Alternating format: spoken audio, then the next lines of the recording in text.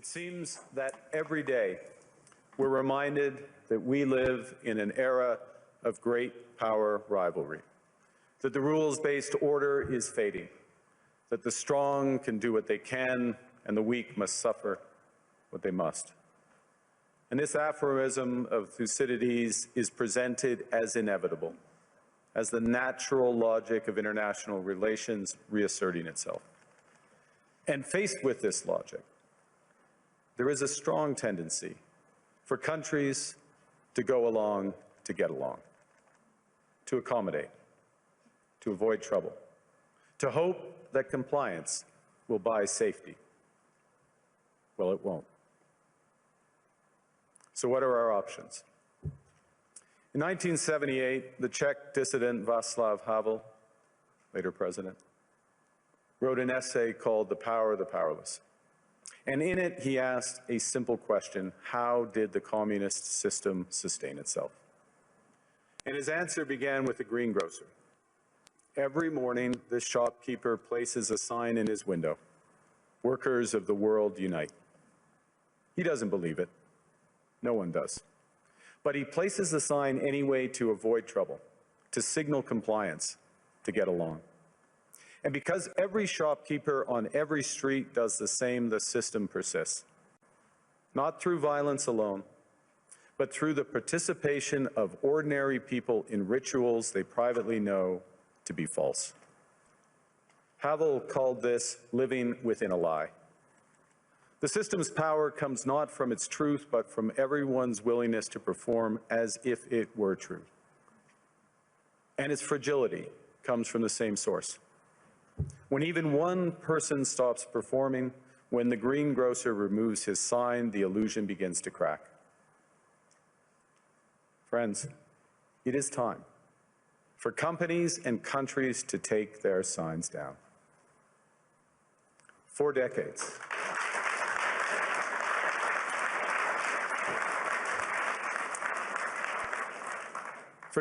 countries like Canada prospered under what we called the rules-based international order. We joined its institutions, we praised its principles, we benefited from its predictability. And because of that, we could pursue values-based foreign policies under its protection. We knew the story of the international rules-based order was partially false, that the strongest would exempt themselves when convenient, that trade rules were enforced asymmetrically. And we knew that international law applied with varying rigor depending on the identity of the accused or the victim. This fiction was useful, and American hegemony in particular helped provide public goods, open sea lanes, a stable financial system, collective security, and support for frameworks for resolving disputes. So we placed the sign in the window.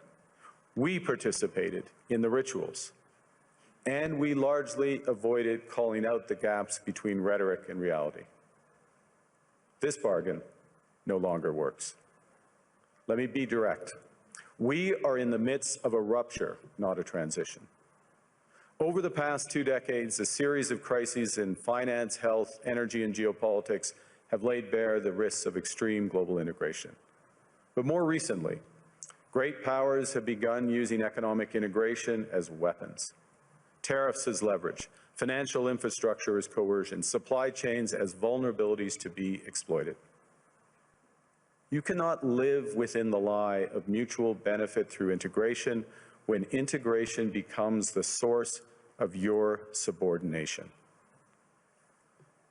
The multilateral institutions on which the middle powers have relied, the WTO, the UN, the COP, the architecture, the very architecture of collective problem solving are under threat.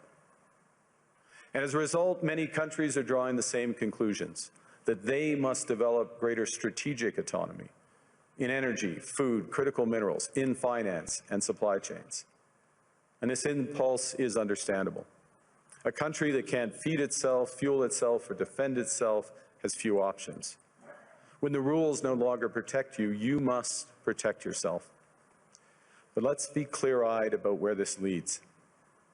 A world of fortresses will be poorer, more fragile, and less sustainable. And there's another truth.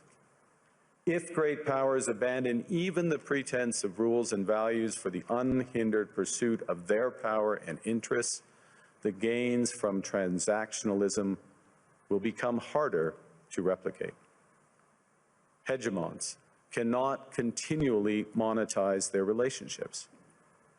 Allies will diversify to hedge against uncertainty. They'll buy insurance, increase options in order to rebuild sovereignty. Sovereignty that was once grounded in rules but will increasingly be anchored in the ability to withstand pressure. This room knows this is classic risk management. Risk management comes at a price. But that cost of strategic autonomy, of sovereignty, can also be shared. Collective investments in resilience are cheaper than everyone building their own fortresses. Shared standards reduce fragmentations. Complementarities are positive sum. And the question for middle powers like Canada is not whether to adapt to the new reality. We must. The question is whether we adapt by simply building higher walls or whether we can do something more ambitious.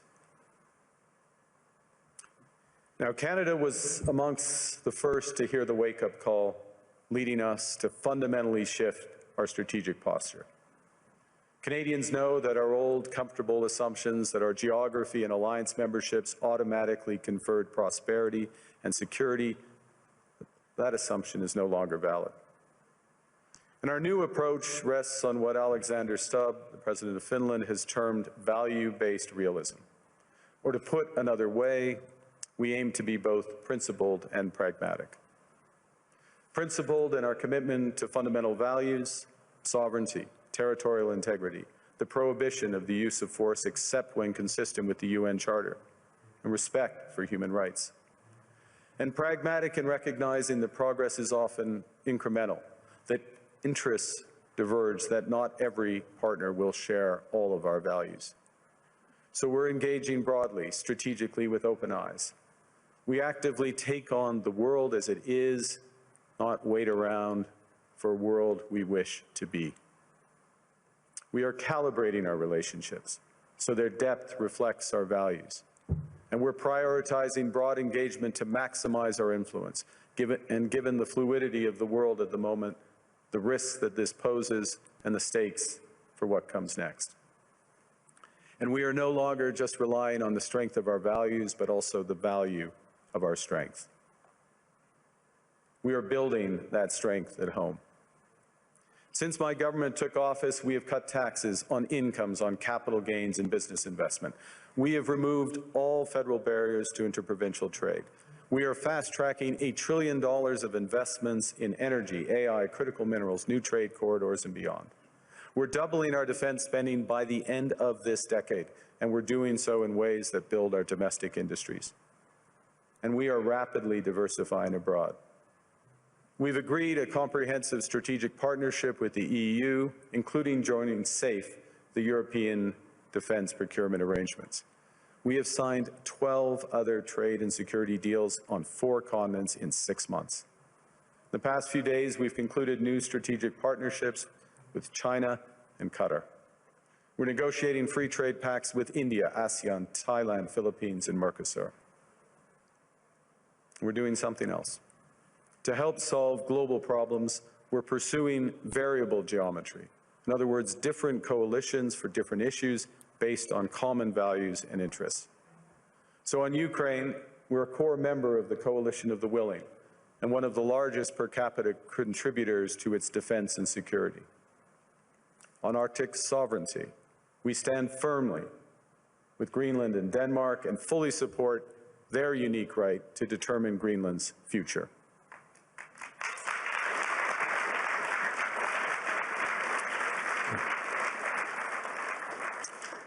Our commitment to NATO's Article 5 is unwavering. So we're working with our NATO allies, including the Nordic-Baltic Gate, to further secure the alliance's northern and western flanks, including through Canada's unprecedented investments in over-the-horizon radar, in submarines, in aircraft, and boots on the ground, boots on the ice. Canada strongly opposes tariffs over Greenland and calls for focused talks to achieve our shared objectives of security and prosperity in the Arctic.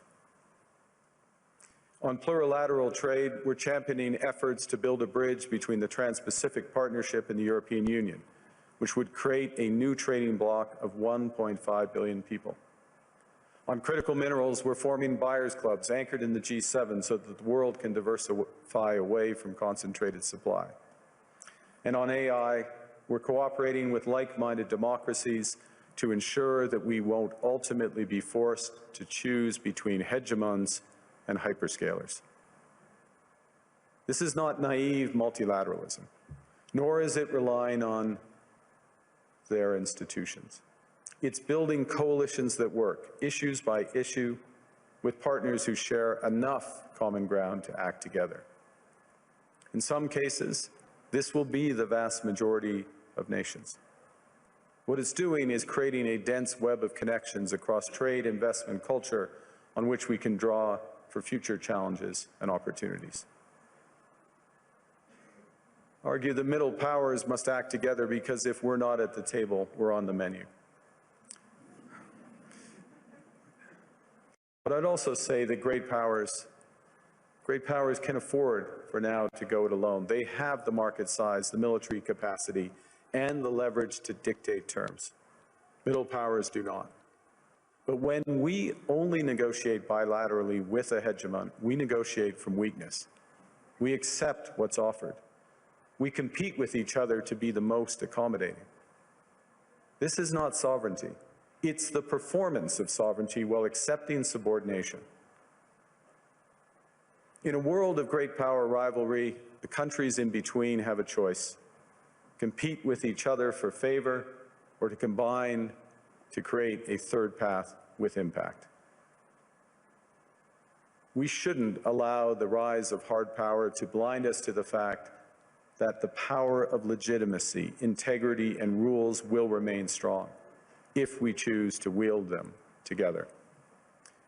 Which brings me back to Havel. What does it mean for middle powers to live the truth? Well, first, it means naming reality. Stop invoking rules-based international order as though it still functions as advertised. Call it what it is: a system of intensifying great power rivalry where the most powerful pursue their interests using economic integration as coercion. It means acting consistently, applying the same standards to allies and rivals. When middle powers criticize economic intimidation from one direction but stay silent when it comes from another, we are keeping the sign in the window. It means building what we claim to believe in. Rather than waiting for the old order to be restored, it means creating institutions and agreements that function as described. And it means reducing the leverage that enables coercion. That's building a strong domestic economy. It should be every government's immediate priority. And diversification internationally is not just economic prudence, it's a material foundation for honest foreign policy, because countries earn the right to principled stands by reducing their vulnerability to retaliation. So Canada. Canada has what the world wants. We are an energy superpower. We hold vast reserves of critical minerals. We have the most educated population in the world. Our pension funds are amongst the world's largest and most sophisticated investors. In other words, we have capital, talent. We also have a government with immense fiscal capacity to act decisively. And we have the values to which many others aspire. Canada is a pluralistic society that works. Our public square is loud, diverse, and free. Canadians remain committed to sustainability. We are a stable and reliable partner in a world that is anything but. A partner that builds and values relationships for the long term. And we have something else. We have a recognition of what's happening and a determination to act accordingly. We understand that this rupture calls for more than adaptation. It calls for honesty about the world as it is. We are taking the sign out of the window. We know the old order is not coming back. We shouldn't mourn it. Nostalgia is not a strategy, but we believe that from the fracture, we can build something bigger, better, stronger, more just. This is the task of the middle powers. The countries that have the most to lose from a world of fortresses and the most to gain from genuine cooperation. The powerful have their power, but we have something too. The capacity to stop pretending, to name reality, to build our strength at home, and to act together. That is Canada's path. We choose it openly and confidently, and it is a path wide open to any country willing to take it with us. Thank you very much.